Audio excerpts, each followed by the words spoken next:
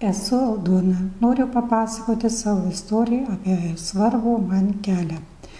2010 metais prasidėjo kitas mano gyvenimo etapas. Galvoje vis sukosi klausimas, pagaliau ar jau pensija.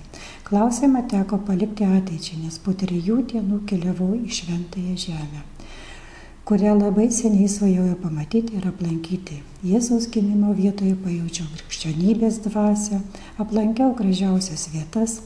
Čia Šventojoje Žemėje suvokiau Dievo karalystės grožį ir pajutau šventųjų apaštalų pasakytų žodžių prasmę. Kelionėje susipažinau su nuostabiais žmonėmis, patyriau daug įspūdžių. Grįžusi namo vis daug prisiminimų ir patyrimų, supratau, jog gyvenime atsirado laisvė, laisvas laikas, nes darbas jau baigtas. Laisvas laikas pomėgiams, knygos, darbai sode, darže, buitis, bet žmogui vis negana, vis kažko trūksta. Kelionėje susipažinau su nuostabiu žmogumi, sesė Kristumi.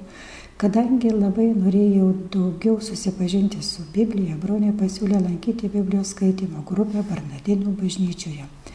Taip pat vis kirbėjo noras padirbėti savanoriškai.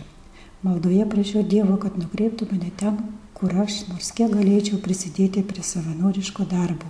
Ir iškart po valandos paskambino bronė ir pasiūlė pabudėti Švento Kryžiaus namuose. Pradėjau budėti kiekvieną ketvirtadienį ir taip savanoriauju jau pusę metų. Man smagu, nes čia puikių jaunų žmonių kolektyvas, jie savo gražų laiką aukoja žmonėms, kuriems reikia pagalbos ir paramos. Tai mano kelias į Švento Kryžiaus namus, tai kitas gyvenimo etapas.